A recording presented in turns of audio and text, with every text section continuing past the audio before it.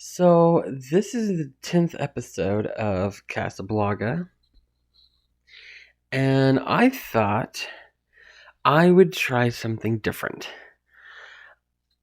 I'm going to experiment with this. I had an idea. Every 10th episode will now be a double review, depending on how this one goes. Because, I don't know. I want to try something different. I always knew I was going to review this movie, but I thought it was going to be in October during, Halloween season. Close enough. One of my favorite movies of all time, not just one of my favorite horror films of all time, just one of my favorite movies of all time is Orphan from 2009. It's directed by, I can't pronounce his name. I'm not even going to try because I can't. What? I don't want to try. I don't want to try it. Written by David Leslie Johnson and starring Vera Farmiga. Okay, I'm a huge fan of hers. I still can't pronounce her name. Vera Farmiga, Isabelle Fuhrman, and Peter Sarsgaard. Okay, this is one of my favorite movies. I can't pronounce anybody's name except for the screenwriter, David Leslie Johnson. I can pronounce his name. Isabelle Fuhrman is best known for this movie, obviously, but she's also known for being in the Hunger Games. She's the one that, if you've seen it, that one guy smashes her head against the thing. This is for Rue, and she throws a knife. Yeah, that's all I remember her for in that movie. Anyway, I in researching for this movie, I was looking at the director to see if he had done anything else, and there's two recent movies he'd done. Actually, his first movie to direct was House of Wax, which kind of surprised me. Very different quality-wise, because House of Wax I've always considered one of the worst horror films. In fact, I always use it as an example. It's like, is it like House of Wax? Is it that bad? And there's 4 years separating House of Wax and Orphan, which is my favorite horror film. So yeah, just found that out. But I also found out, Jungle Cruise with I think Dwayne Johnson's in it. I have never seen it. It was advertised. It was last year. He directed that. But there's a movie that's about to come out that he also directed, also starring Dwayne Johnson. The guy who directed Orphan directed Black Adam. Let that sink in. Yeah. Vera, I have more, I was going to say experience with her, but I know more about her than anyone else in this movie, because she was Norma Bates in Bates Motel, and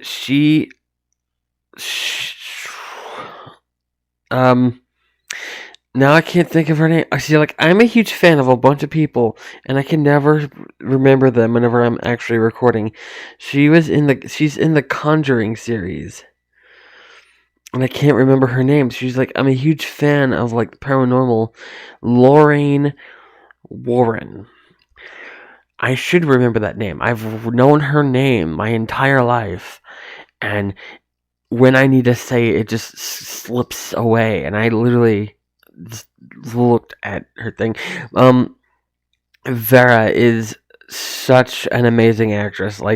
This is the first time I'd actually noticed her. Not today, but I saw Orphan for the first time in 2009. Not in theaters. I wanted to see it in theaters. I didn't see it in theaters.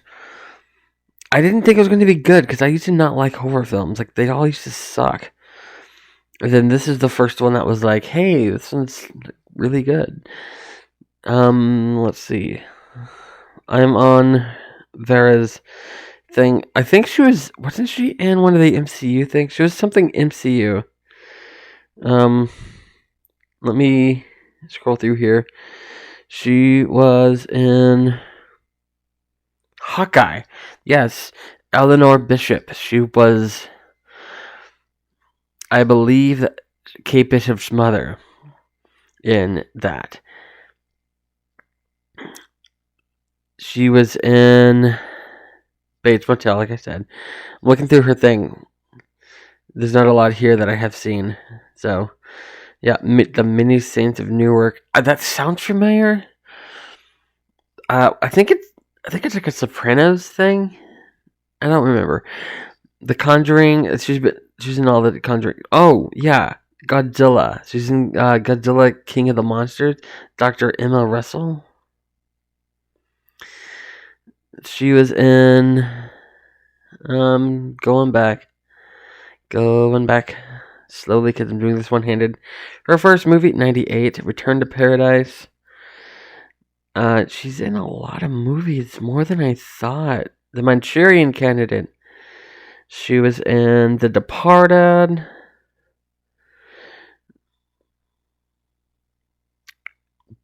Oh, she was an orphan, believe it or not. The Conjuring, just said that. Conjuring 2. Annabelle Comes Home. Conjuring Devil Made Me Do It. Anyway, she was in a lot of things. I am 6, almost 7 minutes into this, and I haven't even talked about the movie. This movie, Orphan. I cannot stress enough. This movie is it's perfect. It's almost perfect. There is a few things in here I have always thought was a little annoying that it it kind of shows like the characters are flawed, which is good. And it's like little things that I thought were annoying.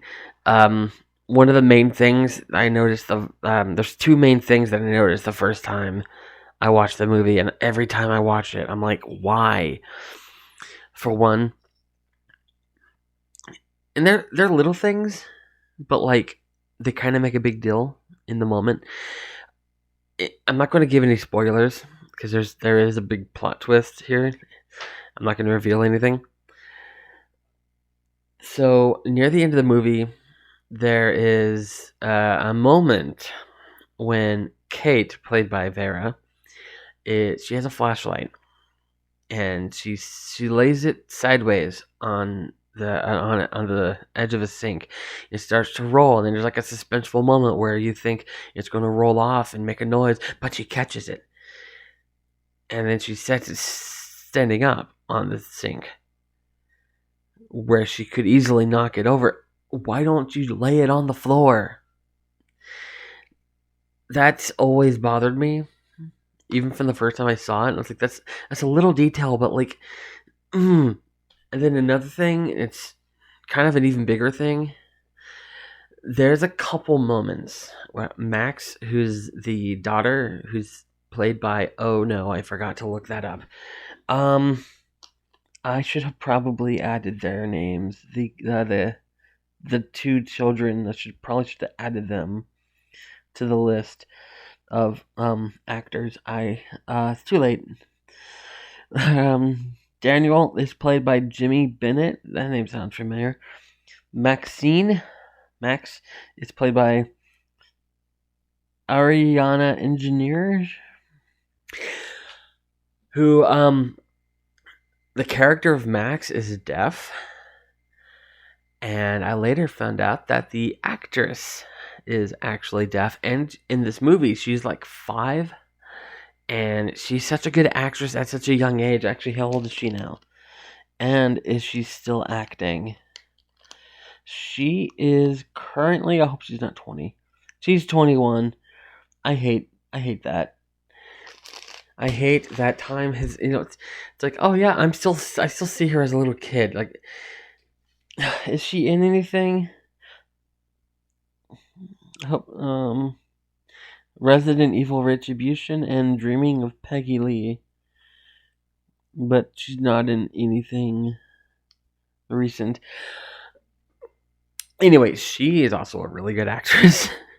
Like, there's moments where, like, she's, like, really scared and, like, crying. And okay, so, like, the couple moments that involve her that kind of annoy me, kind of halfway through the film, the Kate asks Max, has Esther done anything to make you feel uncomfortable? And Max gives the most obviously scared look on her face and shakes her head no. And then Kate's like, okay. And then the same thing happens kind of at the end, but even more so, where John, who's the father, is the Sarsgaard, Peter Sarsgaard. He's in the room with Max, and she's in bed, and Esther comes to the door, and John doesn't see her, but Max just looks totally freaked out and like shrinks into the bed. And then John, like, he notices it and looks at the door, like, "Oh, hey, Esther." And it's like, why is your daughter giving her sister this petrified look? Something is up. Something is up with that, and you're just gonna ignore it. But yeah, that's as far as I'm gonna go spoiler wise. That's also as far as I'm gonna go complaining wise, because everything else I have to say about this movie is just flat out praise. This movie again is perfect. I just love the way everything about this movie is: the setting, the actors, the acting. Which that sounds like it's repetitive, but it's actually different. You can have great actors who are acting terribly, and these are good actors acting great. So, yeah.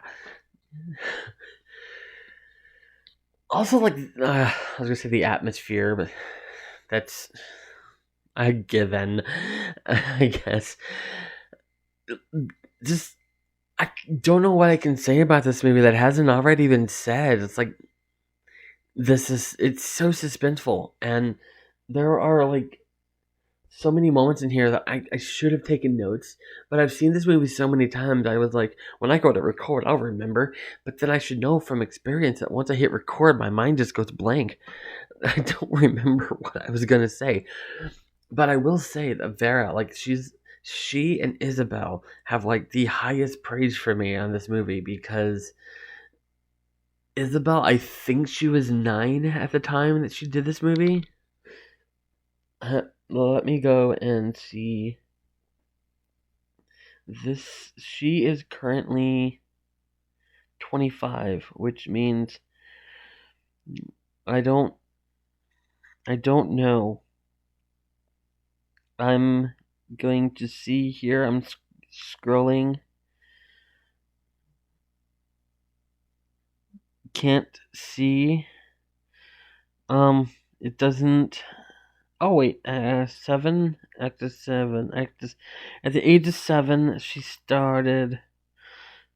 Okay, I'm just scrolling at this point. Oh yeah, something else I found in my research. I didn't even know this until now. I mean, that's just in my research. I saw it in the credits of the movie. That's as far as my research was, for the most part. One of the producers of this movie is Leonardo DiCaprio. As many times as I've seen this movie, I did not know that until today. I was watching this movie, and there it is. Just right out there. And it's like, oh, hey, I never noticed that. Yeah.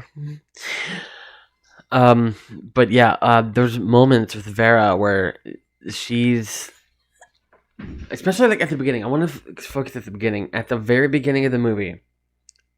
Okay, so one thing I hated about horror films at the time was they weren't even really horror films. Like, they weren't scary. It was just like torture porn, just like gore, blood, guts, and it's like it wasn't scary. It was just gross. And this, I'm like, I had so many people. Literally, the only reason I watched this movie is because so many people were like, "Oh no, it's different. This is really good." And I go to turn it on. Someone let me borrow the DVD back in 2009, and the first thing I see, blood, guts, and gore. It starts with a stillborn. I will say that it's not really a spoiler. It's the beginning of the movie, but like if you're gonna watch this and you've never seen it before, I guess trigger warning for that, because I personally know a bunch of people who that would have a problem with that scene.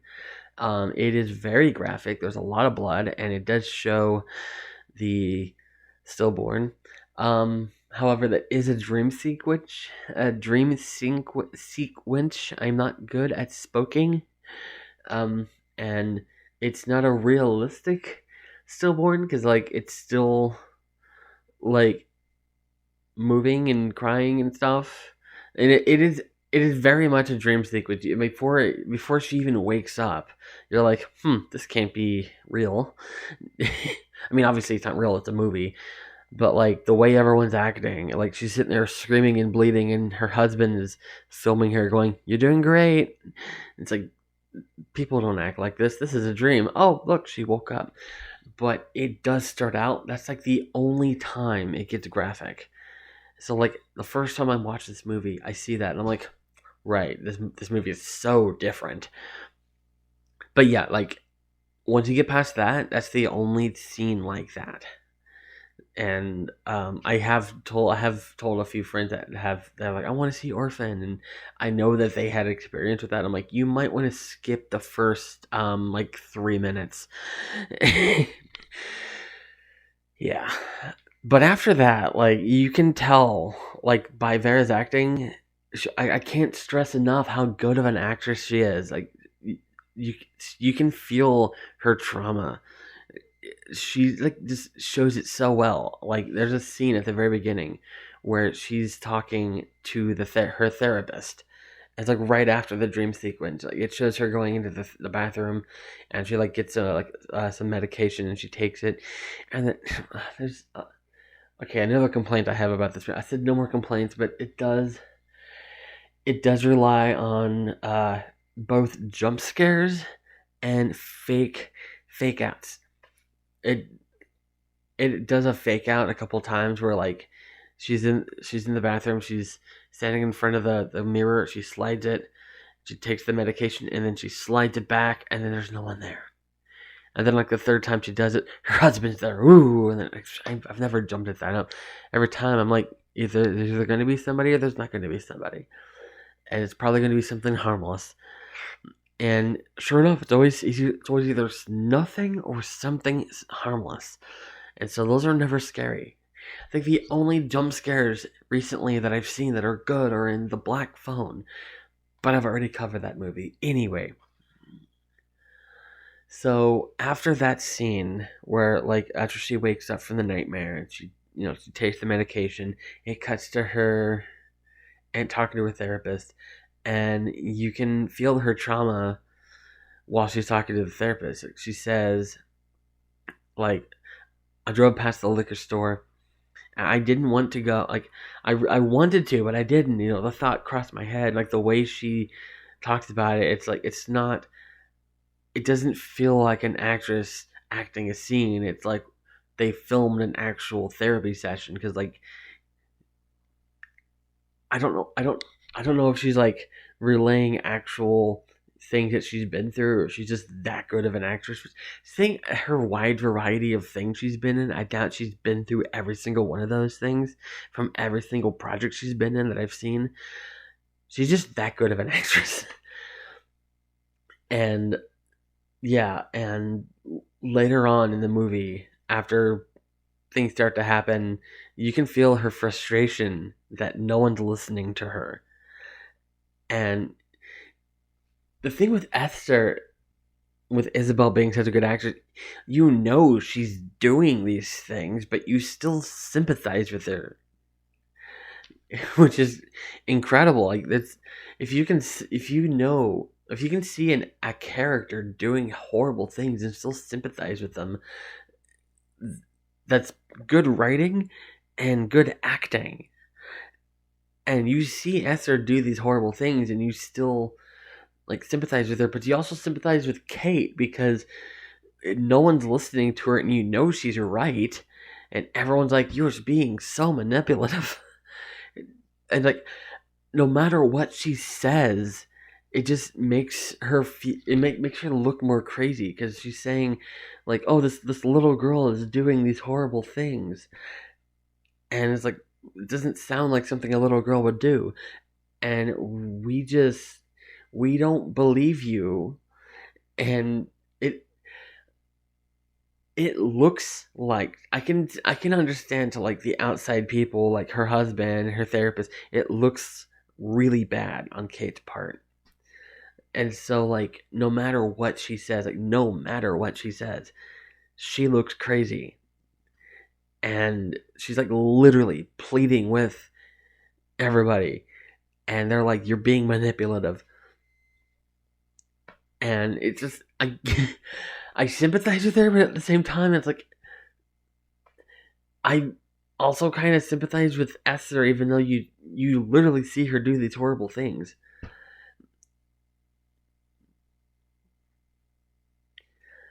However, there is another character I always forget about because it's like he's not really in the movie very much, and so like it's easy to forget about him. Daniel, the son, in the family,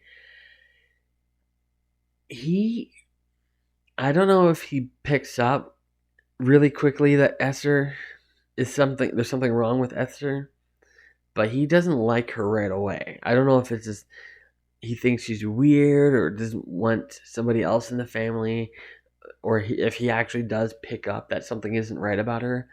But he was right from the get go. He just doesn't play along with it, and he does pick up throughout the movie. He does pick up on things like, "Why are you eating so funny? Why don't you dress normal?"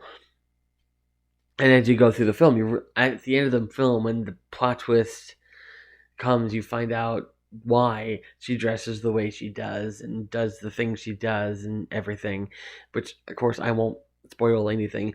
It is on Paramount Plus, so if you want to watch it, I highly recommend seeing it because it.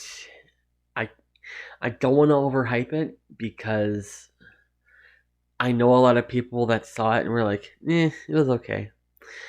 And I'm watching it and I'm like, "How can you say it's okay? This movie is incredible."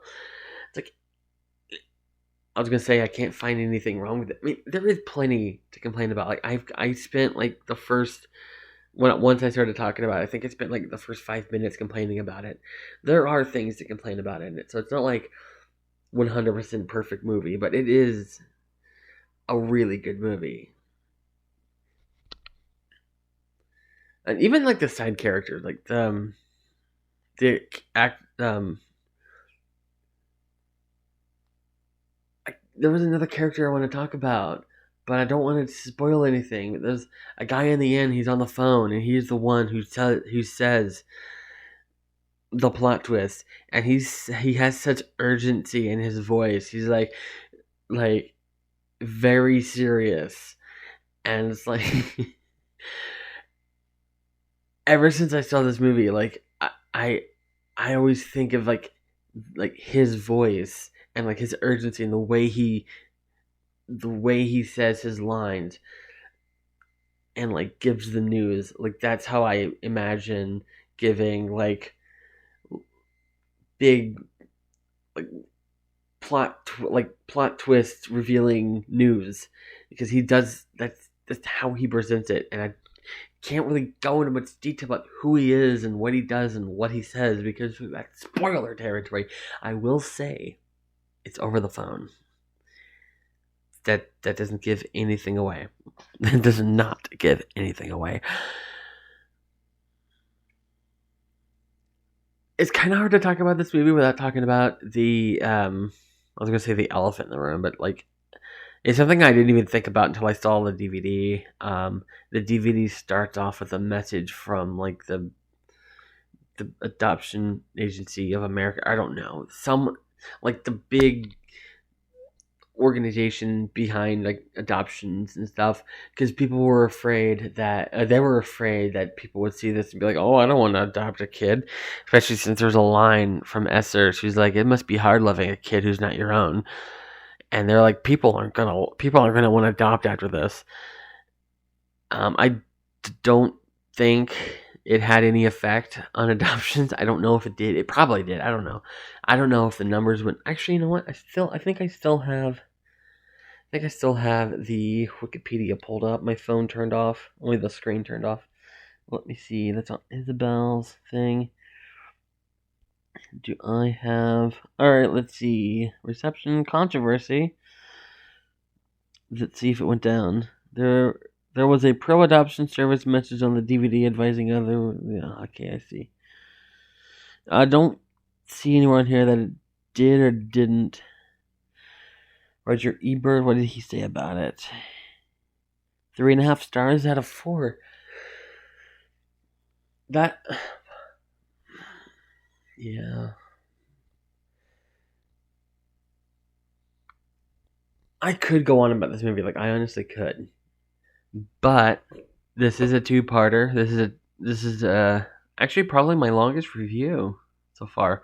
I haven't really fully talked about the movie, so like it doesn't count. But like lengthwise, an episode so far, this is currently my longest episode in this series, and I still have another movie to talk about. So that means the special double reviews are going to be double length, and. So basically, for this, I didn't actually talk about whenever I started this episode. When I said this is going to be a special episode, I didn't really talk about what I was doing here. You can probably guess by the movie I reviewed and the title of the episode. Part 1, which is not really part 1 and 2. It's literally the same episode. This first half of the episode is about Orphan, which came out in 2009. And the second half of the episode will be Orphan First Kill, which is the prequel, which came out the 19th. I actually don't even know what... I think it's Friday right now. It is Saturday. It came out yesterday. First Kill came out yesterday. I will be watching that tomorrow, reviewing it. And so I wanted to watch this again. I wanted to watch Orphan again. I hadn't seen it in so long. So obviously I had to... I'm always going to watch a movie before I review it. Even if I've seen it 100 times, but I haven't seen it in a long time. Like, I could quote Titanic beginning to end, but I haven't seen it since 2016. So, like, I'm not going to review it unless I see it. I do plan on reviewing that at some point. There's a lot of... I have a list on Evernote of movies to review. I'm currently at 24. I have 24 movies on that list to review. And Orphan was not on there, actually. So, actually, I made that list after episode 4 or 5. And I haven't even touched any of those movies. So those are more suggestions that if I don't know what to review, just kind of refer to the list. But I haven't actually needed it yet. So I could just keep going for a long time because I have a list of suggestions. But anyway, what was I getting at? So anyway, I was originally going to watch both movies and then review them all in one take. But since I haven't seen First Kill yet, I just watched a review by 3C Films. I'm a huge fan of his, and he says that basically the way they shot First Kill is you had to have... They're under the assumption that you've seen the first movie. So, yeah, you basically have to see the first movie before watching the prequel. And because you already know the plot twist, and because you know the plot twist, they just kind of throw you into the movie and knowing the story. Like, you know that stuff about her that you don't know at the beginning of the first movie, which I will not get into. And so I didn't want my review of the first movie to be influenced by the prequel, so I haven't seen it yet. I'm gonna watch it tomorrow, then review it as a separate take and add it to this episode. So you're getting a double episode, special 10th episode thing, which means on like the big episodes, like episode 50 and 100, I'd have to do like 3 movies. Back to the Future, episode 50. There we go. Oh. Anyway, I'm going to end this part of the review, and I will be back tomorrow. It'll be 24 hours for me, like 2 seconds for you. Okay, I have now watched Orphan First Kill. I forgot to rate Orphan last time. And before I begin the review of the prequel, I will first do that.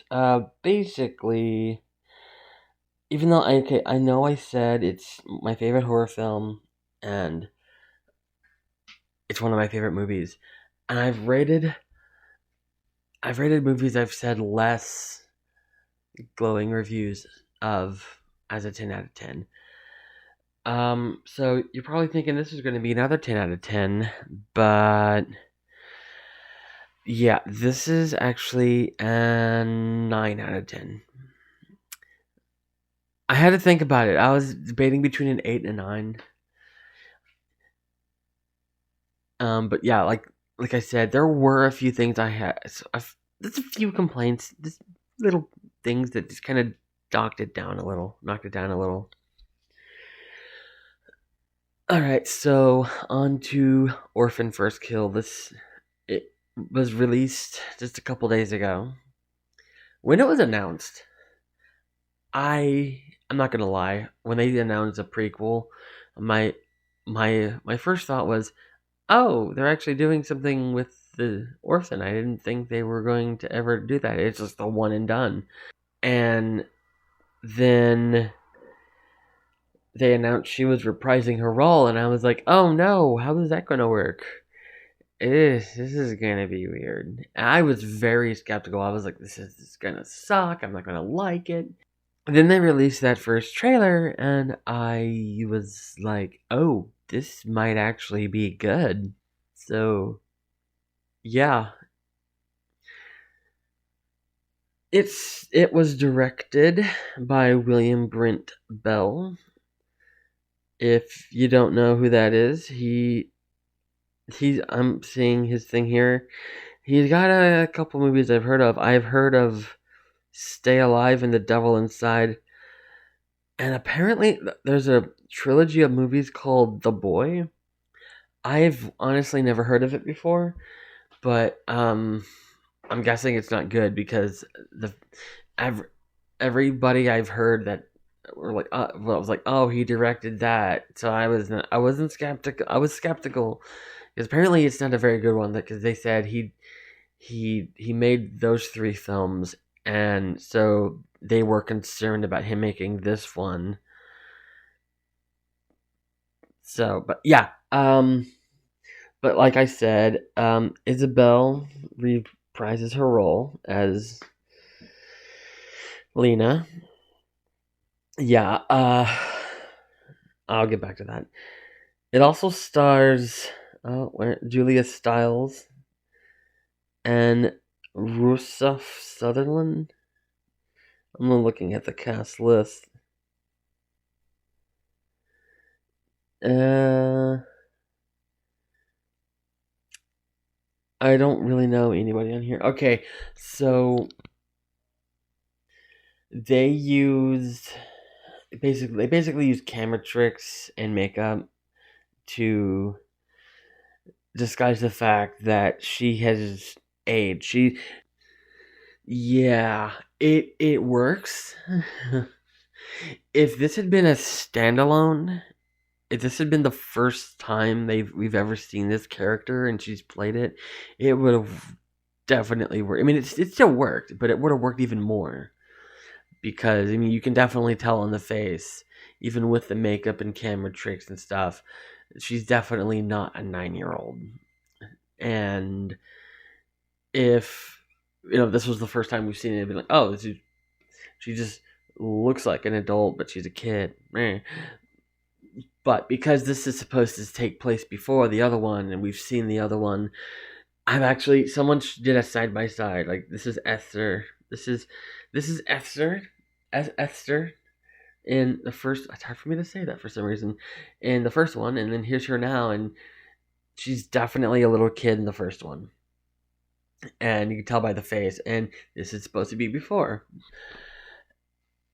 It is a little distracting at times. Like she's definitely not a kid, and like the angles and stuff. Like I know that they use like body doubles. Like if it's like kind of at a distance and her back's turned, they had a body double, and it was kind of jarring because there were times when it would show like the body double at a distance, and then it'll cut closer, and oh, that's her face is it's different. Like this is definitely not the same person, but it does work. Like it doesn't take you out of the film too much. It was because like it was distracting, but it wasn't at the same time. I I kind of wish they had de-aged her. That would have probably been better. I don't know. It depends on how much they spent on this movie. It would have jacked the price way up. Of the budget would have gone way up, and they probably wouldn't have released it on Paramount Plus right away. I wanted to see this in theaters. I'm in San Francisco, and I know it had a limited release, and it didn't release here. The closest showing, there's 2 AMC theaters here in San Francisco, and it wasn't showing at either of them. The closest theater it was showing at was in Emeryville, which is close, but still too far. Like, I don't want to go all the way there just to watch a movie, so especially if it's releasing same day on Paramount Plus. So I'm just like, I'll just watch it on Paramount Plus. Now, so I was trying not to compare it to the first one, but like it's kind of hard, especially since again it's one of my favorite movies, and I was like, how is this better than the first one? There has to be a reason. Like you don't just make a prequel to make a prequel. Don't make a sequel to make a sequel. You have to have a reason, especially something as old as this. Like if they had cranked this out like a year after, for one, they wouldn't have had to try so hard to hide her age. But that would have been understanding, like, oh, there's no reason to do a prequel. They're just, they're wanting to do a cash grab. But most people actually forgot about Orphan. So to bring it back out, why are you making this story? And for like the first hour of the film, I was kind of wondering, like, is this just a fun backstory for Esther? And I don't want to get into spoilers. I'm not going to give any spoilers. I didn't give spoilers for the first one. Yeah, about an hour into the film, the film does its plot twist. It doesn't wait till the end. It does not wait to the end to do its plot twist. It's about an hour into the film, about I want to say 2/3, 3/4 of the way. I'm not good at mathing. It's an hour and 38 minutes.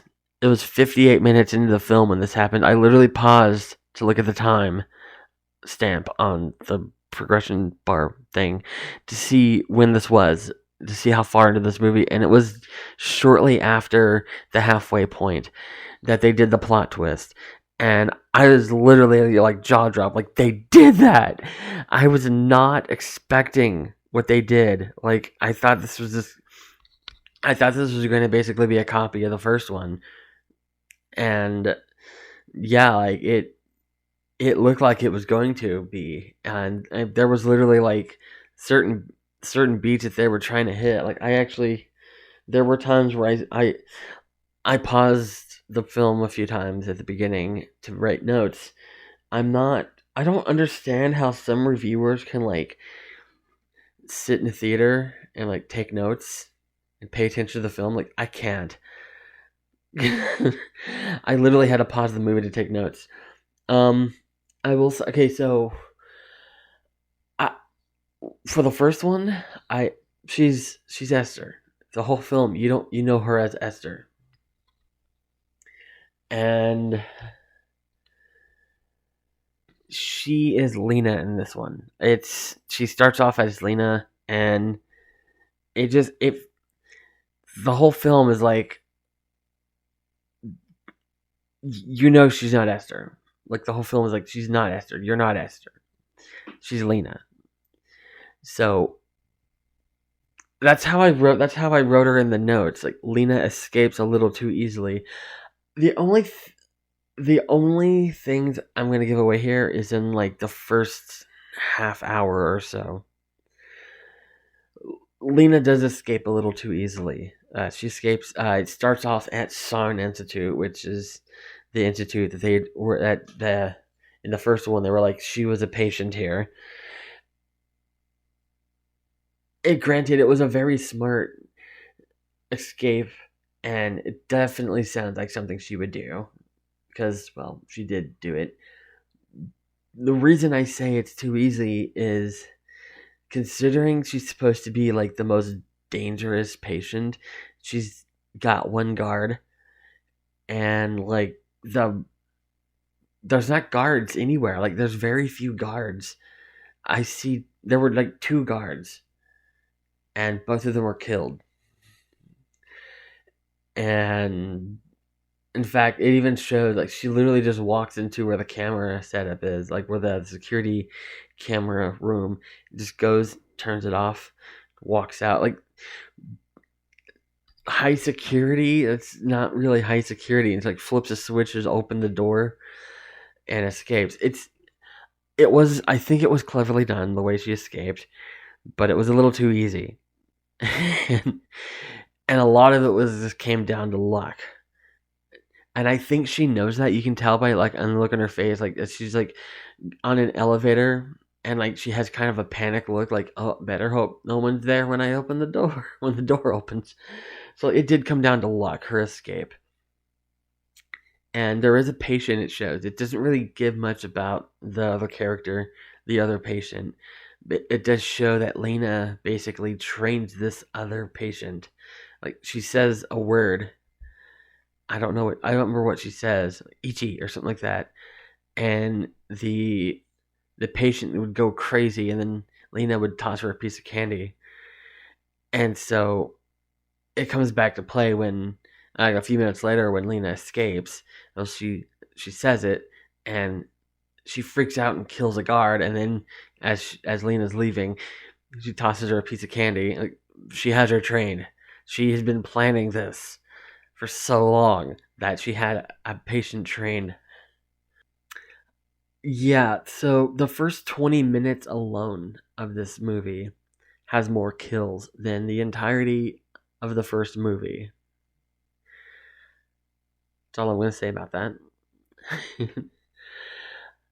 And then my last note before I decided to stop writing notes because it was getting too far into the film and I don't want to spoil too much is they tried to replicate the bathroom tantrum in the first one. There was a scene where she goes to the therapist, and she talks to them, and Kate and John talk to the therapist. But while she's talking to them, it cuts back and forth between her and Esther in the bathroom, freaking out. I remember that the very first time I ever heard of Orphan, they released a teaser trailer, and it was this little 30 seconds where the therapist was like, Esther has some difficulties adjusting or something like that, and then it cuts to her like freaking out in the stall. And yeah, like that scene, it's kind of iconic, and it was the perfect teaser trailer. I mean, it basically sums up like that little thing, and it didn't take them long to try to replicate it, and it was it did feel kind of forced, like in the first one when they did it. It was like it was kind of earned, like this. She's freaking out for a good cause. Um, and when it happens here, she accidentally makes a mistake. Like she's pretending to be this missing girl to escape to America to live with the family, and she's on the plane with the mother, and she's like showing, this is daddy, this is your brother, oh, this is a grandmother, I can't wait to see her, oh no, she passed away, don't you remember? And then she's like, excuse me for one moment, and then she goes into the bathroom and freaks out, and it's like that was so rushed. It's like she had a freak out over it. Like, oops, she could have been like, oh yeah, that's right, I forgot. Now onto the parents. Actually, the family itself. In the first one, they feel like an actual family. Like everything feels perfect about it. Like it just they feel there's actual character there. Like you feel like you know them, and that's one thing I like about that is you actually. I kind of want a prequel based around that family. This one, however, not so much. You don't really know these people. You'll literally get 30 seconds with them before Esther's in the picture. I mean, the film starts with Esther, but like you see them for 30 seconds, and then, oh, Esther's back. We found Esther. Yay! It's like, and you don't really. By the end of the film, like I still don't really know them. Like they have like one note things. There's a moment. There's a scene where like they go to a gala. You don't see it. Like she gets dressed up, and then it cuts to them coming back. Like, what was that about? What do you do? I don't even remember the mother's name. The the father's name is Alan because they say it like 100 times in the movie. I don't remember the mother's name. But yeah, and then the son, I forgot his name. But yeah, like you know how in the first one the son is he immediately picks up that Esther isn't exactly a good person.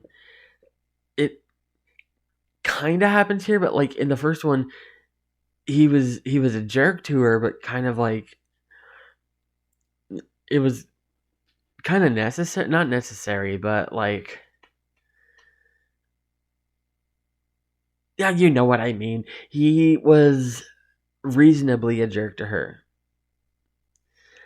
In this one, the son was just like literally walking up like, this is my house, and in America I matter, and you can go back where you came from, and it's like, really, this is like over the top cartoon villainy right here. They were just going out of the way to make this guy as unlikable as possible, and it's like yeah, like I didn't like this family at all. Uh, like in terms of the movie, like they were not likable. The movie itself, I did like it. I would love to see another prequel like set further, because like it starts by saying that she made her way into this other family. Like she basically did this before to another family, but like we don't see that. And there's also a moment in the first movie I was looking forward to seeing here, because they were like, oh, at the last place she lived, there was an accident where this kid had, he tripped on a pair of scissors and it went through his jaw. And I was like, oh, that's going to happen in that movie. Yeah. It never happens. In fact, she never even goes to school. I don't know the time frame in this movie. Of course, you don't really know the time frame of the first one either. Obviously, time had gone by because I think at one point they were like, it had been a few weeks. Like it's kind of like on like the what you think Gilbert Grape, where you miss a line and you don't realize. No, not what you think Gilbert Grape. Wedding Singer, when she's like, "Oh, I'm having an engagement party in 2 weeks. You can come," and then it cuts next shot to 2 weeks later. But if you're not paying attention, you don't realize 2 weeks just passed by. There's moments like that in the first Orphan. So like you don't know how much time goes by, but like in this one, it honestly feels like a couple days, like 2 or 3 days have gone by. Like this goes by like really fast, and like I said, it is an hour and a half. But like even story wise, everything just happened so quickly. Like it's in such a hurry to tell the story. It doesn't take time to relax with the characters. In the first one, it did.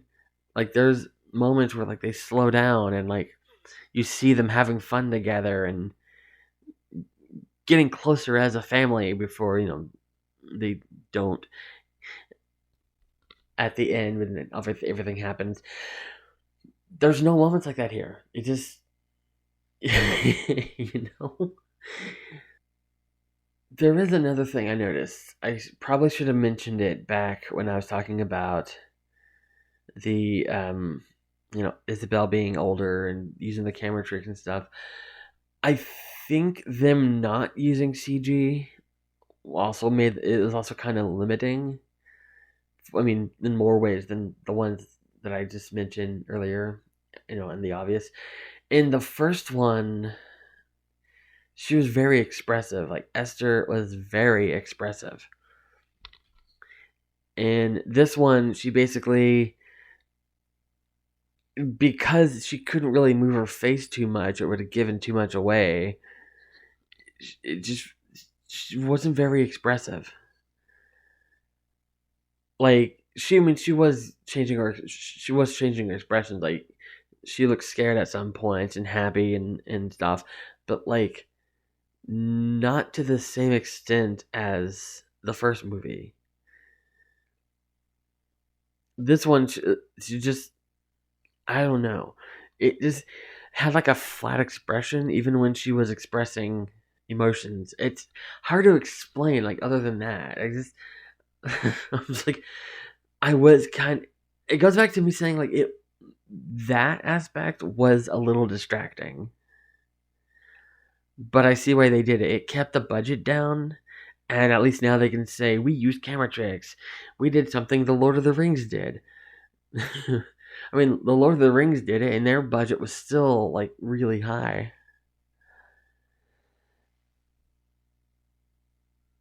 But yeah, I liked it. It wasn't better than the original, but like I will consider it canon. I didn't think that I would actually touch on that. Like, is this canon? No, it's totally different reality. The Orphan cinematic universe. No, I mean, yeah, there are some movies that are like sequels or prequels or whatever that are like just really bad, and I'm like, yeah, I don't consider this to be part of that. And if I watch them together, I don't consider that. But like this one, I do like it. I just it doesn't really compare that twist though. Like it does that. My favorite thing about it was the midway twist and how it changes.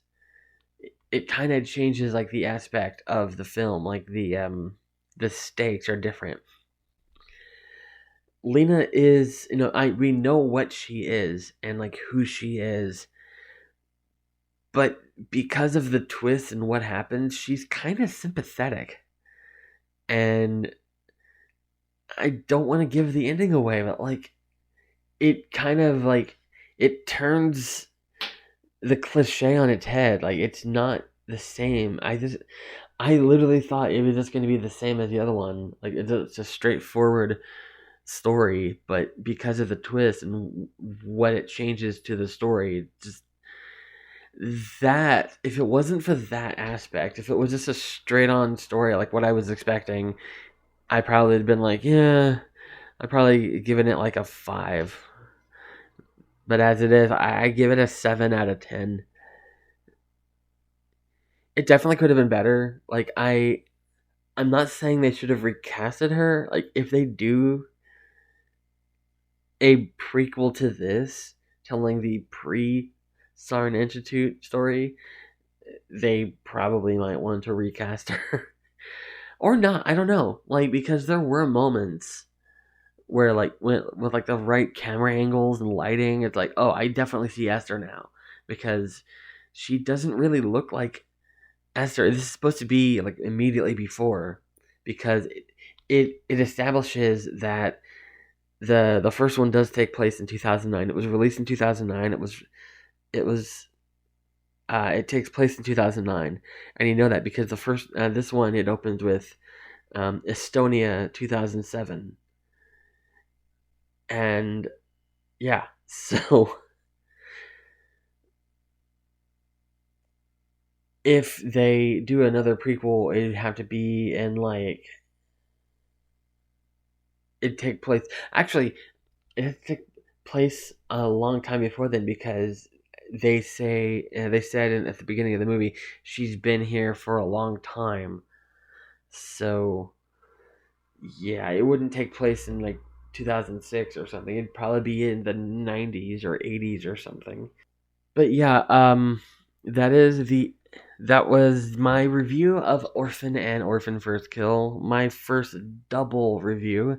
I plan on, depending on how this goes, I'm planning every 10th episode to be a double review. I actually have 2 other ideas that I have lined up when the time comes, depending on how this goes. So, um, but yeah, I didn't, okay, now this is going to sound weird. I didn't think I was going to make it to 10 episodes, especially for a little bit. Like, I was trying to do it because I'm off every Sunday and Wednesday. And I was trying to do an episode every Sunday and every Wednesday. That obviously didn't happen. It happened at first, but then I think I skipped a week entirely at one point, and then so like now I'm just kind of posting whenever. So I didn't think I was gonna make it to 10 episodes. If I make it to 20 episodes, I know what the double review will be if I do that. Anyway, yeah.